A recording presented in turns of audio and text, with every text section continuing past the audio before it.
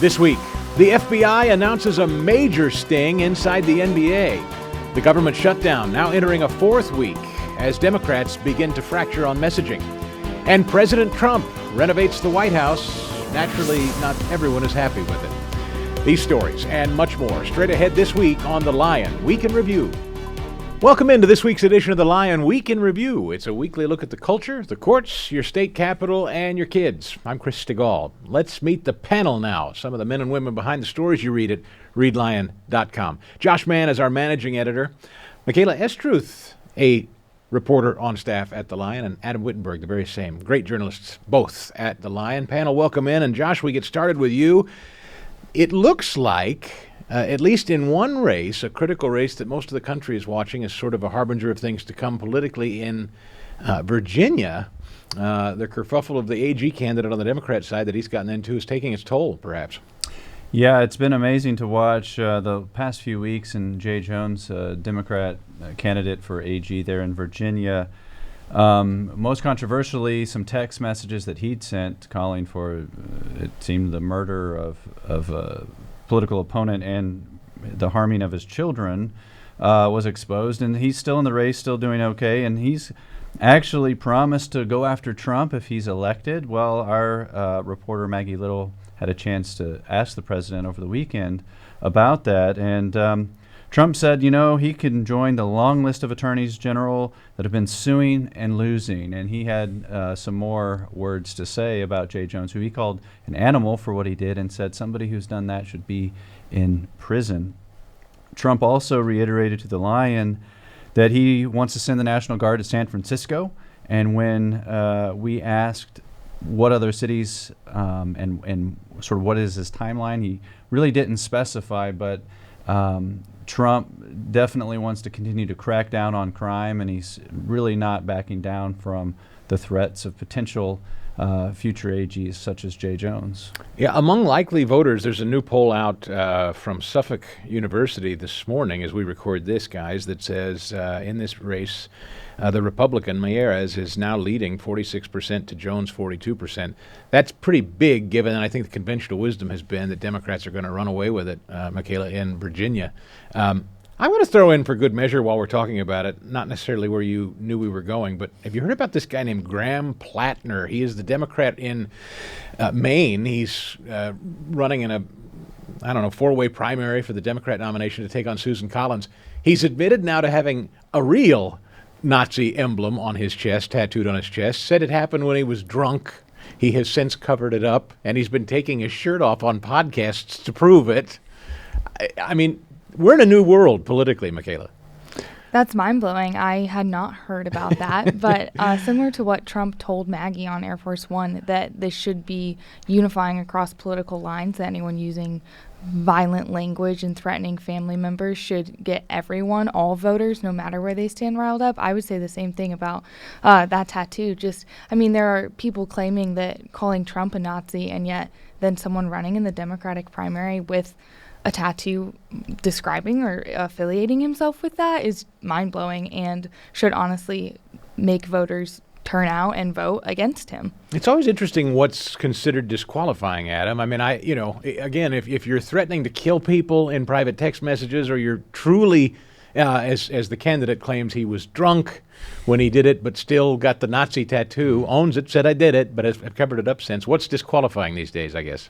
Yeah, right. In the case of Jay Jones in Virginia, people have dropped out of political races for far less incendiary things. And we have the actual text messages where he says, like, I wish death upon this person, or their children should be harmed. This is despicable stuff. Or in the case of the gentleman in Maine, he's not even denying it. But I think what we're really seeing is people are becoming so extreme in their views that they actually don't care anymore. Think about Mamdani in New York City. I think he said or went along with, globalize the Intifada, blatantly anti-Semitic or anti-Israel in his rhetoric, and yet people are like, well, we like his policies. He promises to, give free rent and free stuff, and we're going to go with it. And it's similar to the guy in Maine, a heavy socialist backing. And so I think that's what's really happening here. I know we're all free speech absolutists, Josh, but you do wonder, I'm not really one of these guys that's a Pollyanna and believes we'll hit rewind and go back to a simpler time. But one wonders how, where do you go from here politically? Yeah, it's tough. I mean, I love there's a biblical principle that is described as being above reproach, and this is a qualification for church leaders. The idea is that you're above reasonable criticism, and it leaves you wondering sometimes when we see these political candidates, can't we come up with better candidates than this? And, frankly, this has happened in both parties. I think we can probably all remember some races, whether local, state, or national, where we thought even our own party, well, is this the best we could come up with? And, some scandal comes out. The political fighting it can get pretty dirty, and it's not really attractive, it seems like, to a lot of good people. But we need good candidates. And I would say, politically, we need to be thinking about how are we coming up with these candidates? And let's find some that we can really get behind and support. Michaela, we turn to you at readline.com on a story in Massachusetts, and this has come up before. When you're fostering kids, do your religious beliefs, should they come into play? It has in this story. Yeah, so I didn't actually write the story, but one of our reporters, Tom Joyce, did. And reading that story, I highly recommend going to readline.com and checking out all the details. But this family has been fostering children for the past 4 years. They said they had 8 kids over 4 years, and now all of a sudden, because they won't sign this new policy from the state saying that they would affirm a child's gender transition, they have been revoked their license from fostering. And so I would just point to what Christ says in the Gospel of Matthew, that this family is fulfilling that you clothed the naked, you fed the orphans, you sheltered them, and you did that to me. So truly I say to you, as you did to one of the least of these, my brothers, you did to me. And so this family is trying to live out that gospel and live for Christ, and yet the state is telling them that they can't. And I would say that not only does that violate their First Amendment, that's religious discrimination, but in fact it's actually forcing state ideology upon this family. It's taken out Christianity, the Christian roots of our country, and said instead we're going to force this inclusion or gender identity onto these families and force them to sign on the dotted line or otherwise revoke their rights to adopt or to foster children. It's always pretty clear, Josh, when state governments get involved, particularly in blue states, it always seems the state has the ultimate rights and people of faith are the ones that are always infringed upon. Yeah, it's so disturbing that the state could actually say that you have to affirm. And I mean, we know in foster care and adoption, this area, Christians in large numbers care for children in foster care, and Christians are one of the biggest demographics when you look at people who are adopting children and caring for children that are in really difficult situations. This is not an easy job, and sometimes there is state funding for families who foster, but it is really difficult work, and Christians have this real faith motivation to do it. And so when you see a state crack down and say, well, you have to basically not be a traditional Christian in order to participate, that's alarming, not to mention the freedom of speech and religion issues that Michaela mentioned. Also at readline.com, Adam, I was just out in Los Angeles last week at an event, and I met a young girl. She was 18, and she was telling me she just graduated from high school and started a Turning Point chapter. You have a story like that times a great many all over the country. Yeah, absolutely. Well, in just the 6 weeks since Charlie Kirk was assassinated, Turning Point USA Faith, which is the specific faith branch of Turning Point, has doubled the number of churches that are in its affiliate network from 4,000 to 8,000. And get this, they've had 200,000 people sign up or sign on or say, I want to get involved. And this is just in the faith movement side of the movement. So this is very encouraging. Also in the story, they mention a report, I think it was just this week, in the month of September, there were 2.4 million more Bibles sold than in September of last year.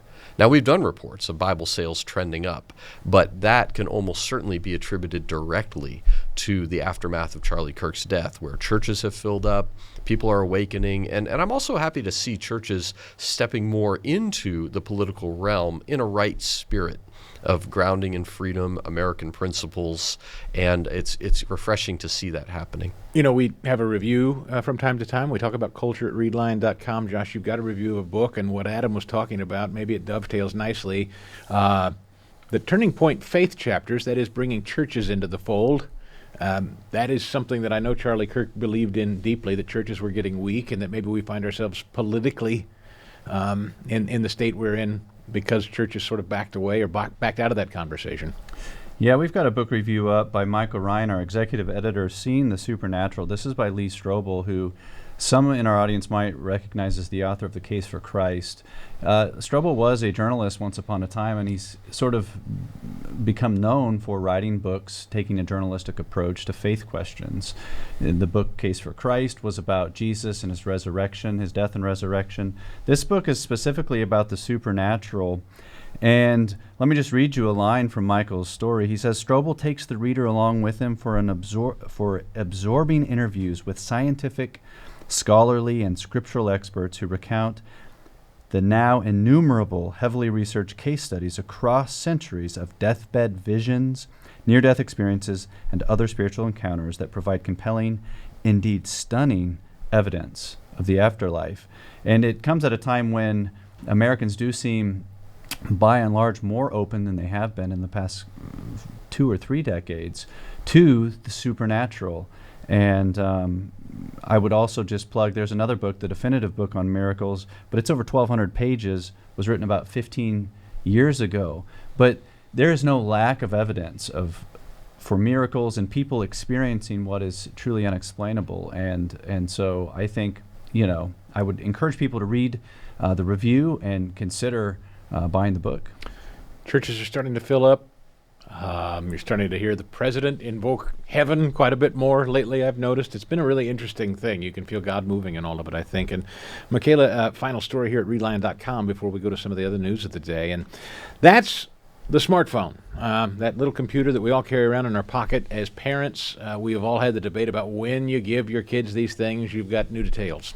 I do. So we talk a lot about social media and the smartphone impacting mental health, or you would kind of say on an individual basis. But this study goes into how it affects family, leads to family conflict, leads to strain in relationship, basically reporting that parents are not able to accurately report where their children are in terms of dealing with mental health issues or dealing with just social things at schools, because children are now turning to either social media or to texting their friends immediately for that immediate response through their cell phone instead of to their family. And so there's this distance and this gap in families, and then conflict. It says that phones are creating much more rates of rage and anger and frustration, and you can even, anyone can relate to that in a family. If someone's looking at their phone, you might be a little bit more short with someone or impatient just immediately. And so the stats are staggering from Pew Research especially. They said that 85% of parents say their children under 12 watch YouTube, and 62% say that their children under 2 watch YouTube. So kids are hardly even talking yet, and they're glued to a screen. And so Claire Morrell at the Ethics and Public Policy Center has written a whole book on this called The Tech Exit, and she's encouraging parents to band together in having not just a social media distancing, but also a complete technology distancing, and so that kids are starting to play with one another again. And she said remove the smartphone from the families, because it is creating distance from you and your child from, honestly, the moment that they're born, if parents are really glued to that screen. Important story. Great cultural stuff. These are stories that you'll get every day at readline.com. Hope you'll check it out. Panel, thank you. When we get back, President Trump renovates the White House. As you can imagine, not everybody's happy about it. That much more as we get back on the Lion Week in Review. Welcome back to the Lion Week in Review. We're back with the panel, and we'll start with some breaking news, at least as we record this show today. The FBI announced a huge sweep and arrest through the National Basketball Association. Kash Patel with the announcement today. Individuals such as Chauncey Billups, Damon Jones, and Terry Rozier were taken into custody today. Former, current NBA players and coaches. What you don't know is that this is an illegal gambling operation and sports rigging operation that spanned the course of years. The FBI led a coordinated takedown across 11 states to arrest over 30 individuals today responsible for this case, which is very much ongoing. Not only did we crack into the fraud that these perpetrators committed on the grand stage of the NBA, but we also entered and executed a system of justice against La Casa Nostra to include the Bonanno, Gambino, Genovese, and Lucchese crime families. We're only beginning to understand this as this story breaks, and I know, panel, you weren't necessarily prepared to talk about it, but Josh, I don't know if any of you guys on the panel follow the NBA. I do not, but this sounds like it could be deeply meaningful in a bad way to the NBA. Yeah, it's a huge story. I mean, these Billups and Rozier are big names. I mean, current NBA names. Billups is a coach in Oregon. He was arrested out there, I think, on Wednesday or Thursday. No, he was arrested, I think, Thursday, but coached on Wednesday. And so this is very fresh. Sports gambling has been a huge issue for a number of reasons. There's a lot of ethical questions around it. People will remember Pete Rose and baseball, maybe one of the biggest gambling stories of the last century. There's mafia ties. I mean, this is a huge story. I think we're only really beginning to see some of what the allegations are, and so we'll have to continue to watch.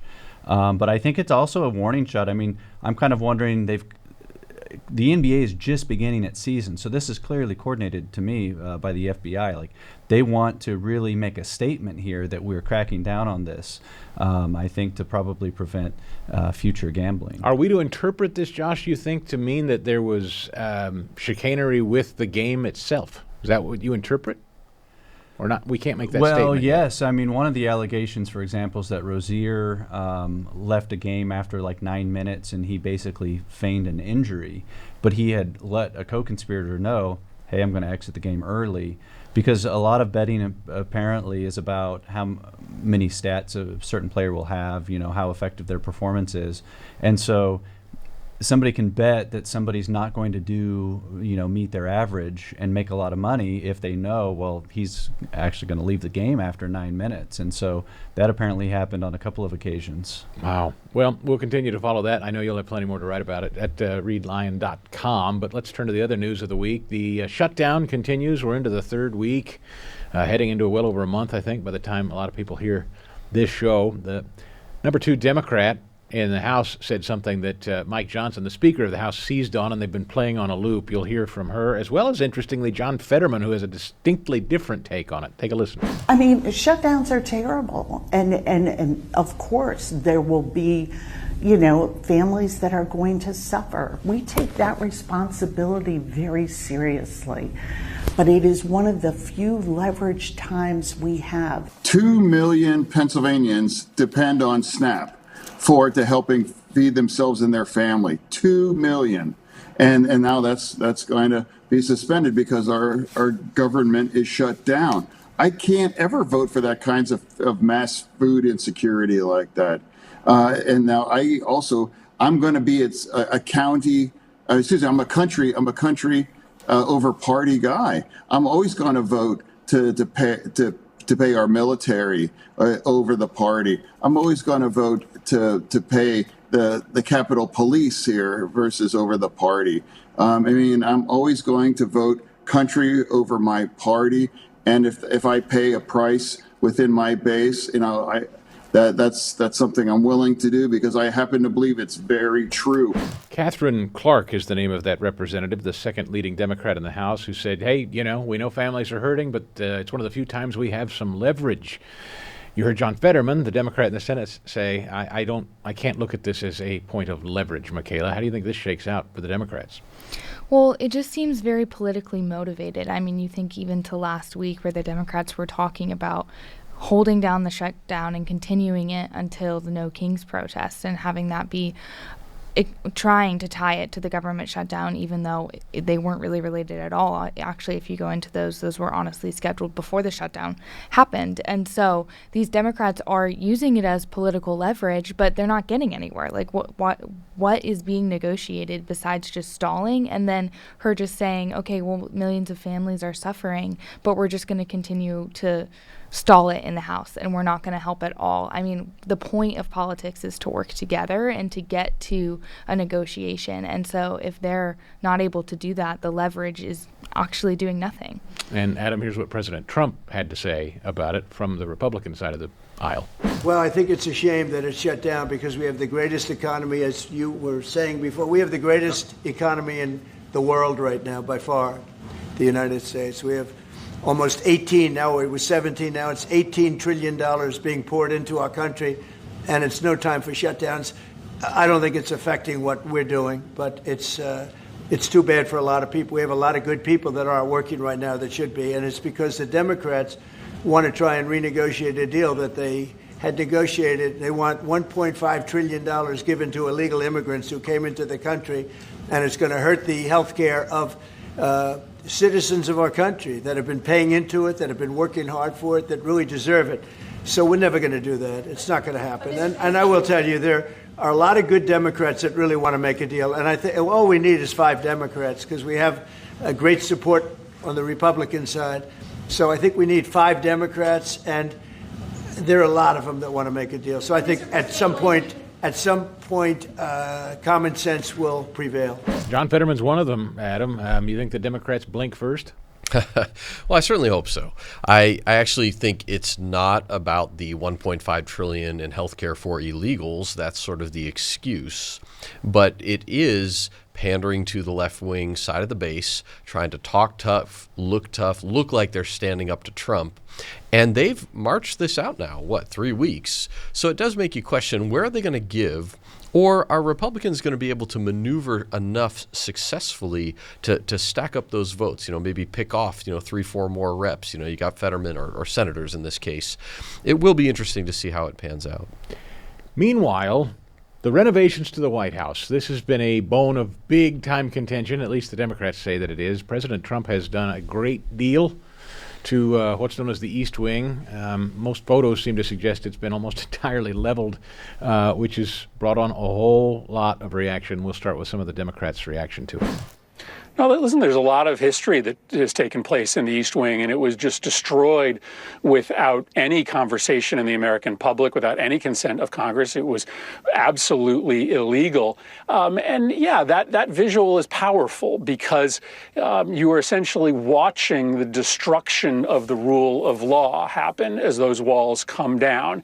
It is just a symbol about how cavalier he is about every single day acting in new and illegal ways. That's the story with the killings in the Caribbean as well. The president just doesn't believe that any law applies to him, that he can destroy federal property, that he can steal from American citizens, that he can kill with impunity, that he can throw anyone in jail. We are not living in a functional democracy any longer. It's not too late to save it, but it is just important to acknowledge that we aren't on the precipice of losing our democracy. We are losing it every single day. The Republican health care crisis grows worse by the day.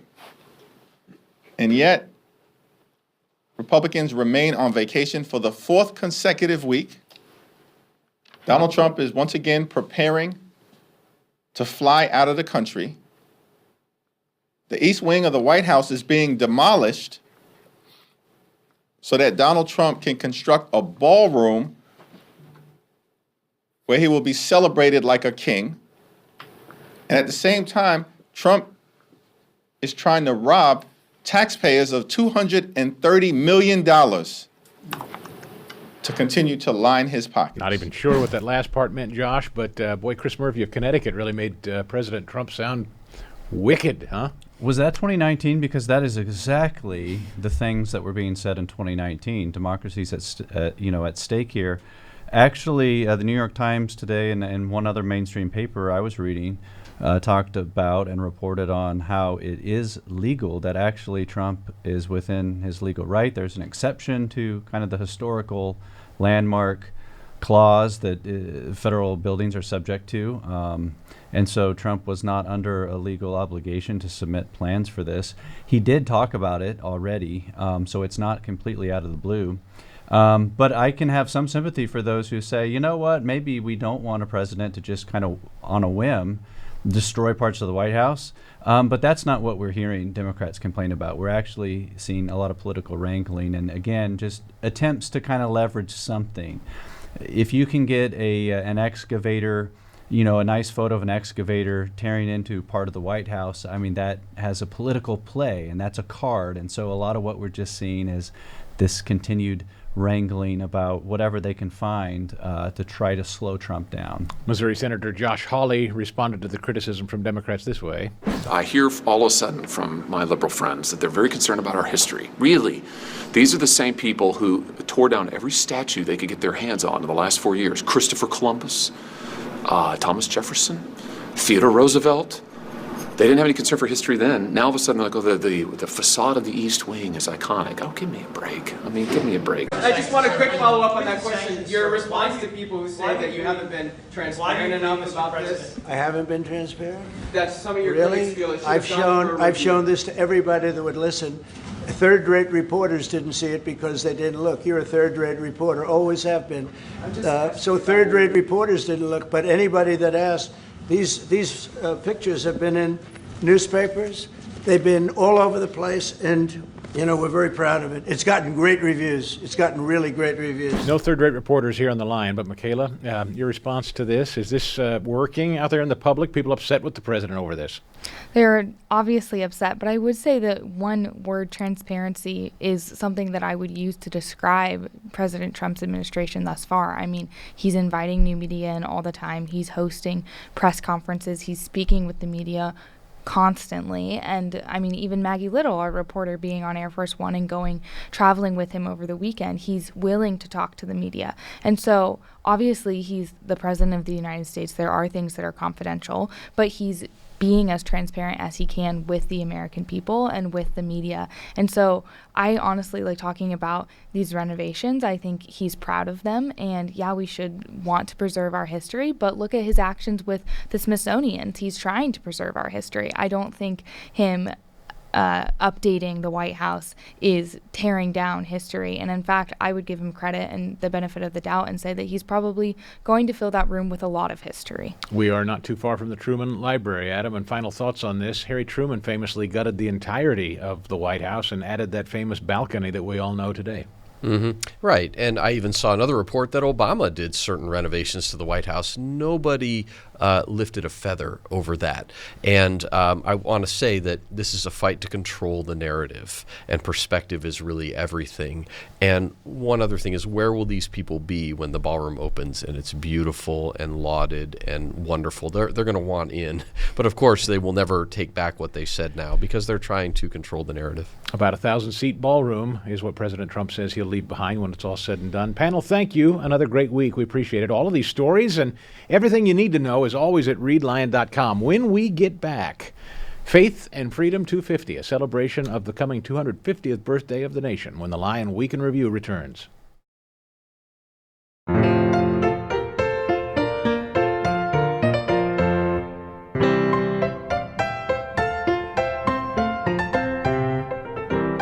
Welcome back to Faith and Freedom 250, a special series from the Herzog Foundation exploring America's Christian heritage.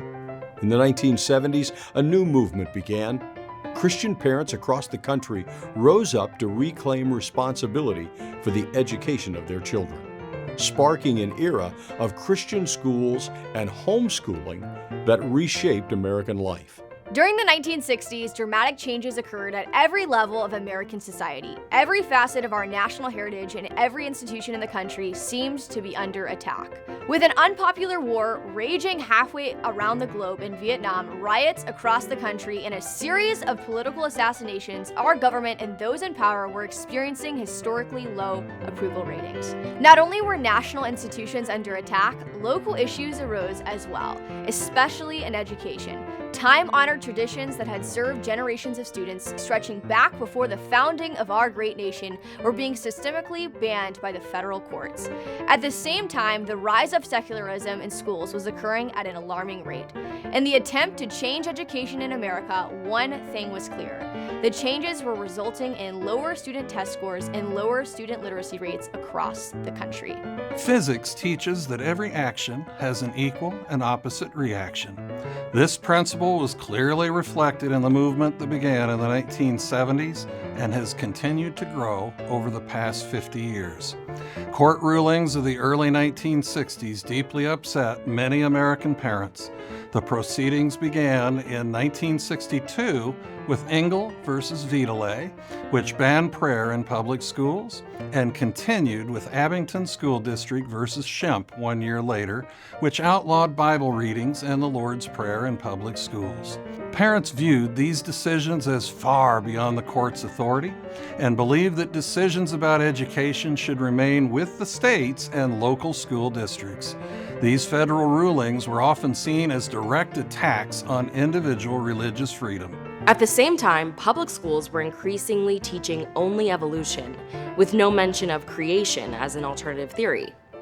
Mandatory sex education instruction soon followed without opt-out options for parents. Consequently, in the 1960s and 1970s, academic standards declined, discipline issues increased, and parents felt compelled to act. Many parents turned to the very book banned in the 1960s, the Holy Bible.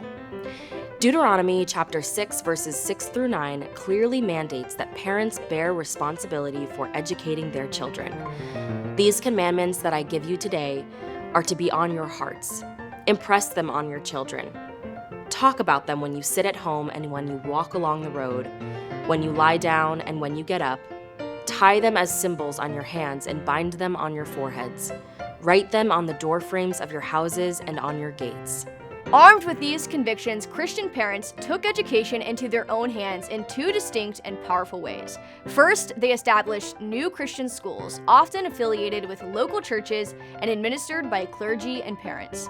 These schools restored moral and spiritual foundations in education. While parochial schools had long flourished among American Catholics, they now expanded among Protestant and evangelical communities. During the 1970s, the number of private Christian schools grew tenfold. By the 1980s, enrollment surpassed 1 million students nationwide. At the same time, a modern homeschooling movement was gaining momentum. Inspired by another passage from the Bible, parents took the business of educating their children one step further. Proverbs 22:6 instructs believers to train up a child in the way he should go, and when he is old, he will not depart from it. American Christian families brought education back into the homes. They returned responsibility for learning to the family and to the heart of American education itself. This was not an easy task in many communities. In some states, homeschooling was illegal or heavily restricted. Parents faced many obstacles, including truancy charges and legal harassment for attempting to take charge of their family's education. Some parents even found themselves incarcerated. It took a decade before homeschooling was legal in all 50 states, a testament to the power of conviction and perseverance. The Christian education movement that ignited in the 1970s continued to grow and gain momentum with each decade. Where public schools failed, Christians built parallel institutions to meet community and family needs. These schools and homes educated hundreds of thousands of young men and women, shaping the next generation of leaders within the church, community, and the nation. Students educated in moral and religious principles as well as literature and STEM subjects became a powerful force influencing education, law, and public policy well into 21st century America. The Christian school and homeschool movements of the 1970s were more than education alternatives. They were a bold stand to preserve America's Christian heritage for future generations. At the Herzog Foundation, we believe that heritage is worth defending and passing on. Join us again on Faith and Freedom 250 as we continue telling the story of our nation's Christian roots.